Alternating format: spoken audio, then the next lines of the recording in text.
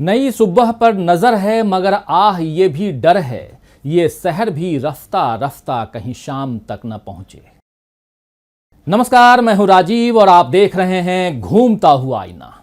तो देश ने पिछले 2 साल डर डर के गुजारे हैं। कोरोना का डर, कोरोना से बच गए तो रोजगार खोने का डर, रोजगार बचा रहा तो महंगाई का डर। एक के बाद एक नए नए डर आम आदमी को घेरते रहे। बीमारी, बेरोजगारी और महंगाई के डर तो धर्म और जाति से ऊपर उठकर सबको अपनी चपेट में लेते रहे। लेकिन इस देश में पिछले 7 सालों में अल्पसंख्यकों, दलितों, आदिवासियों, किसानों, मजदूरों और महिलाओं यानी हाशिए के तमाम वर्गों के लिए भी डर के जीने के कई कारण मौजूद रहे, क्योंकि इन्हें एक सुरक्षित और सम्मानजनक जीवन देने की जिम्मेदारी जिस मोदी सरकार पर थी, उस पर अक्सर ये इल्जाम लगते रहे कि सरकार अपनी जिम्मेदारियों को निभाने में नाकाम रही है। विपक्षी दलों के साथ साथ कई बार अदालती टिप्पणियां भी ऐसी आईं जिनसे मोदी सरकार पर उंगली उठी। जनता को तो मोदी सरकार डर से नहीं बचा पाई, लेकिन क्या खुद को भयभीत होने से बीजेपी रोक पा रही है? यह सवाल इसलिए क्योंकि 2014 में जब मोदी जी ने पीएम का पद संभाला था तो 56 इंच की छाती वाला जुमला काफी चल पड़ा था।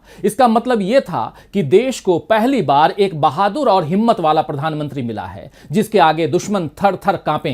लेकिन अभी तो ऐसा लग रहा है कि बीजेपी एक बहादुर प्रधानमंत्री के होते हुए खुद ही खौफ में जी रही है। और जानते हैं बीजेपी का सबसे बड़ा डर, सबसे बड़ा खौफ क्या है? यह डर है सत्ता से दूर होने का। बीजेपी शायद इस ख्याल से भी कांपती है कि सत्ता उसके पास नहीं रही तो क्या होगा। शायद इसीलिए इस वक्त जिस तरह के फैसले बीजेपी के लिए लिए जा रहे हैं वो सब सत्ता पर उसकी पकड़ बनाए रखने की कोशिश करते दिख रहे हैं। तो आइए आज आईने की नजर से पड़ताल करेंगे कि बीजेपी इस वक्त इतनी डरी हुई क्यों दिख रही है। इस डर से निजात पाने के लिए क्या है बीजेपी के हथकंडे? क्या सत्ता की परिक्रमा करते करते बीजेपी ने बाकी सारे राजधर्म छोड़ दिए हैं? क्या देश के प्रति अपनी जिम्मेदारी को बीजेपी भूल चुकी है? इन सवालों के जवाब तलाशने से पहले चलते हैं गुजरात, जो मोदी जी का यानी कि प्रधानमंत्री नरेंद्र मोदी का और गृह मंत्री अमित शाह का गृह प्रदेश है। लेकिन वहां भी शायद सत्ता का डर बीजेपी को सता रहा है। शनिवार 11 सितंबर को जब पूरी दुनिया अमेरिका और तालिबान के रिश्तों की उलझन और वैश्विक राजनीति पर उसके असर की समीक्षा में लगी थी, तब भारत की राजनीति में एक अलग किस्म की हलचल मच गई। प्रधानमंत्री नरेंद्र मोदी और गृह मंत्री अमित शाह के गृह राज्य गुजरात में बीजेपी सरकार का नेतृत्व कर रहे मुख्यमंत्री विजय रूपाणी ने अचानक अपने इस्तीफे की घोषणा कर दी। गुजरात में अगले साल के अंत में चुनाव होने हैं, यानी अभी कम से कम साल भर का वक्त विजय रूपाणी के पास था। फिर भी उन्होंने बीजेपी के एक वफादार सिपाही की तरह मुख्यमंत्री की कुर्सी छोड़कर नई जिम्मेदारियों को निभाने का ऐलान करते हुए इस्तीफा दे दिया। विजय रूपाणी ने कहा, मैं बीजेपी का धन्यवाद देना चाहता हूं जिसने मुझे गुजरात के मुख्यमंत्री के तौर पर काम करने का मौका दिया। मैंने अपने कार्यकाल में पीएम मोदी के नेतृत्व में राज्य के विकास कार्यों को आगे बढ़ाने का काम किया। मुझे पार्टी के द्वारा अब जो भी जिम्मेदारी मिलेगी, मैं नई ऊर्जा के साथ मुख्यमंत्री के नेतृत्व और राष्ट्रीय अध्यक्ष के मार्गदर्शन में अवश्य काम करता रहूंगा। आपको बता दूं कि विजय रूपाणी को बीजेपी ने 2016 में मुख्यमंत्री बनाया था। इससे पहले आनंदीबेन पटेल गुजरात की मुख्यमंत्री थी। दरअसल नरेंद्र मोदी ने जब प्रधानमंत्री का पद संभालने के लिए 2014 में गुजरात के मुख्यमंत्री की कुर्सी छोड़ी तो उनकी जगह आनंदीबेन पटेल ने ले ली। इसके बाद 2016 में विजय रूपाणी को बीजेपी ने ये जिम्मेदारी दी। एक गैर पाटीदार नेता और जनता के बीच कम लोकप्रिय नेता को मुख्यमंत्री बनाकर बीजेपी ने सभी को चौंका दिया था। लेकिन अब उनके अचानक इस्तीफे की खबर आई है। तो विजय रूपाणी ने मुख्यमंत्री की कुर्सी छोड़ते हुए जो शब्द कहे, जरा उन पर गौर फरमाइए। उन्होंने कहा है कि पीएम मोदी के नेतृत्व में राज्य में विकास कार्यों को बढ़ाने का काम किया। अब जो जिम्मेदारी मिलेगी उसे नई ऊर्जा के साथ प्रधानमंत्री के नेतृत्व में करता रहूंगा। ऐसा लग रहा है मानो मोदी जी गुजरात के मुख्यमंत्री न रहते हुए भी वहां की सत्ता पर काबिज हैं। ये भाजपा वाला राम राज्य है दोस्तों, जहां मोदी जी का नाम लेकर उसी तरह शासन किया जाता है जैसे भरत ने राम जी की चरण पादुकाओं को सिंहासन पर रखकर राज चलाया था। विजय रूपाणी ने तो पार्टी और भाजपा के प्रति अपनी वफादारी दिखला दी है, लेकिन भाजपा अपना विश्वास और हिम्मत कब दिखाएगी? गुजरात जैसे राज्य में जहां भाजपा ये मानती है कि उसके नाम का डंका बजता है, आखिर वहां किस बात का डर भाजपा को सता रहा है? भाजपा के लिए यूपी और गुजरात ये दो प्रदेश सत्ता के शिखर तक पहुंचने में अहम स्थान रखते हैं, क्योंकि गुजरात में सोमनाथ है और यूपी में अयोध्या, और सोमनाथ से अयोध्या के बीच का फासला तय करके ही भाजपा दिल्ली तक पहुंच पाई है। गुजरात और यूपी ये दोनों प्रदेश नरेंद्र मोदी के लिए भी खास मायने रखते हैं। गुजरात उनका अपना राज्य है, जहां उन्होंने राजनीति की दीक्षा ली, संघ के कार्यकर्ता से लेकर मुख्यमंत्री बनने का सफर तय किया और उसके बाद इस सफर को आगे बढ़ाते हुए यूपी के वाराणसी से दिल्ली में प्रधानमंत्री आवास तक पहुंचे। गुजरात और यूपी को हिंदुत्व की प्रयोगशाला बनाकर भाजपा ने कई सफल प्रयोग भी किए, लेकिन अब ऐसा लग रहा है कि भाजपा इन दोनों ही राज्यों में अपने भविष्य को लेकर निश्चिंत नहीं है। सत्ता खोने का डर भीतर कहीं भाजपा को सता रहा है।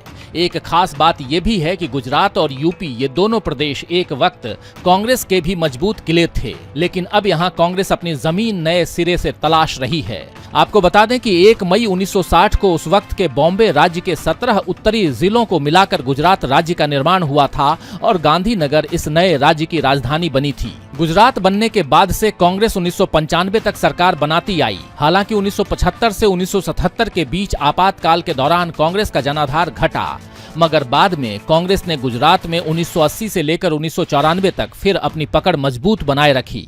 लेकिन इसके बाद 1995 के विधानसभा चुनावों में भाजपा को गुजरात की जनता का साथ मिला और केशुभाई पटेल मुख्यमंत्री बने। हालांकि 1996 से 1998 तक सत्ता में राष्ट्रीय जनता पार्टी भी आई, मगर 1998 में केशुभाई पटेल एक बार फिर मुख्यमंत्री बनकर उभरे।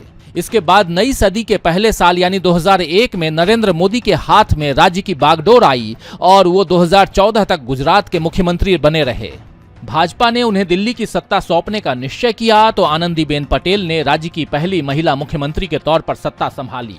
महज 2 सालों में यानी 2016 में आनंदीबेन की जगह विजय रूपाणी ने मुख्यमंत्री पद की शपथ ली।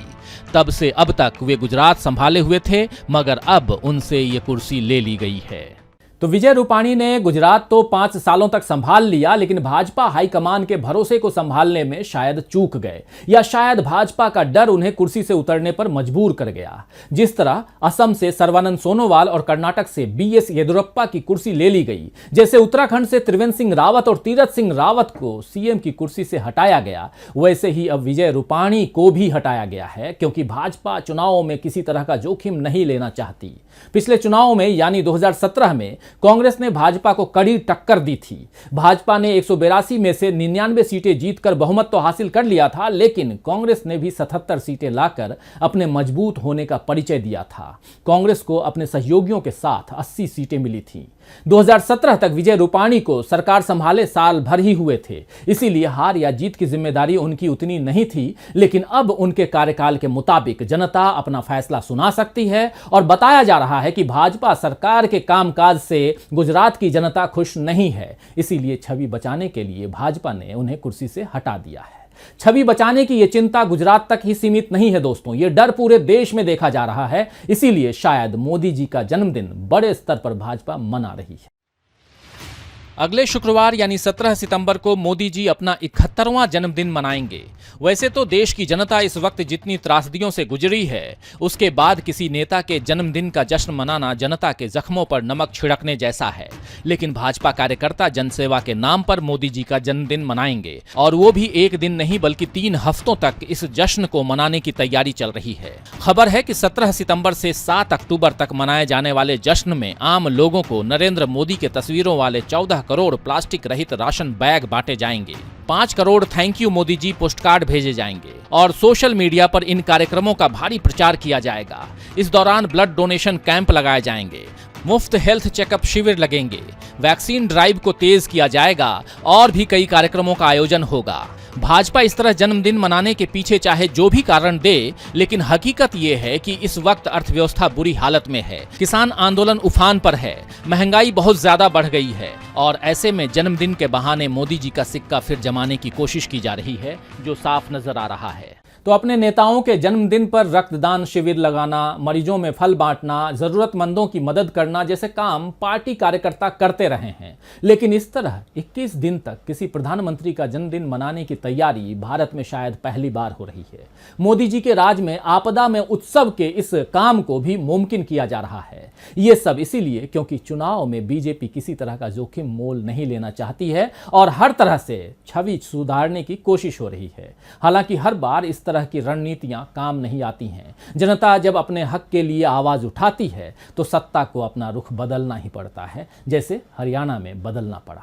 हरियाणा में बीजेपी सरकार और किसानों के बीच पिछले 28 अगस्त से चल रहे विवाद का खात्मा सरकार के इस आश्वासन के साथ हुआ कि बस्ताड़ा में हुए लाठीचार्ज की जांच होगी और इस घटना में मृतक के परिजनों को नौकरी दी जाएगी।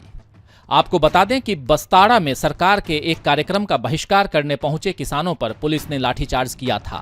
इस घटना में प्रशासनिक अधिकारी आयुष सिन्हा का एक बयान सुर्खियों में आया था, जिसमें वो किसानों का सिर फोड़ने की बात कह रहे हैं। आईएएस आयुष सिन्हा के इस निर्देश पर नाराज किसानों ने सरकार से उन पर कार्रवाई की मांग की थी, लेकिन सरकार किसानों की बात नहीं सुन रही थी, जिसके बाद किसानों ने करनाल के मिनी सचिवालय के बाहर धरना दे दिया था। किसान दिल्ली की तरह अनिश्चितकालीन धरने का मन बनाकर आए थे और सरकार भी 2-3 दिन तक अपना अड़ियल रवैया दिखाती रही। लेकिन इसके बाद किसानों ने पंजाब की राह पकड़ी। यूपी में तो वो अपना दम दिखा ही चुके हैं। किसानों के तेवर, उनके हौसले और उनकी हिम्मत के आगे सरकार की जिद ज्यादा दिन तक टिक नहीं पाई। भाजपा को यूपी और पंजाब में अपना नुकसान होते दिखा तो किसानों की मांग मानने में ही उसे भलाई दिखी। तो हरियाणा में तो किसानों ने इंसाफ की लड़ाई में अपना पलड़ा भारी कर दिया है, लेकिन कृषि कानूनों पर उनकी मांग सरकार कब मानेगी, ये अभी भी सवाल जो है वो बना हुआ है। पिछले 9.5 महीनों से किसानों का आंदोलन लगातार चल रहा है और उनकी बात सुनने की जगह सरकार केवल अपने मन की बात किए जा रही है। उद्योगपति मित्रों की मदद के आगे सरकार को कुछ नजर नहीं आ रहा है, जबकि उसके आत्मनिर्भर भारत और मेक इन इंडिया अभियान का बट्टा लग चुका है। फोर्ड फिगो और फोर्ड इकोस्पोर्ट्स जैसी कारें बनाने वाली फोर्ड इंडिया भारत से अपना कारोबार समेट रही है। फोर्ड के मुताबिक पिछले 10 साल में उसे $2 अरब से ज्यादा का नुकसान उठाना पड़ा है। 2019 में उसकी $80 करोड़ की संपत्ति बेकार हुई। कंपनी के इस फैसले से 4000 से ज्यादा के स्टाफ की नौकरी जा चुकी है।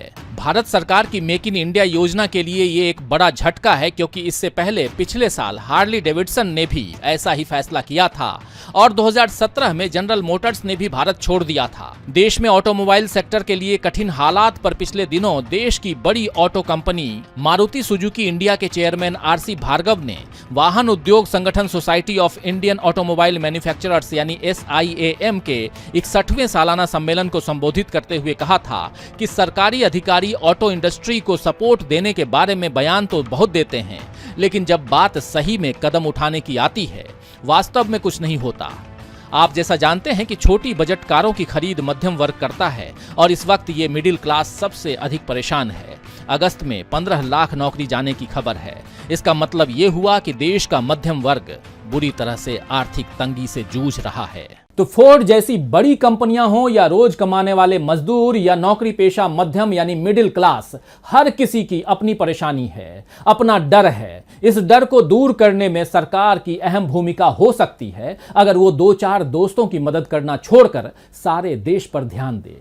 लेकिन बीजेपी का ध्यान इस वक्त केवल अपनी सत्ता पर है। खैर, शायर वसीम बरेलवी ने ठीक ही फरमाया है कि आसमां इतनी बुलंदी पे जो इतराता है, आसमां इतनी बुलंदी पे जो इतराता है, भूल जाता है जमी से ही नजर आता है। तो आज के लिए बस इतना ही। फिर मिलेंगे खबरों के नए आईने के साथ। तब तक देखते रहिए DB लाइव। नमस्कार।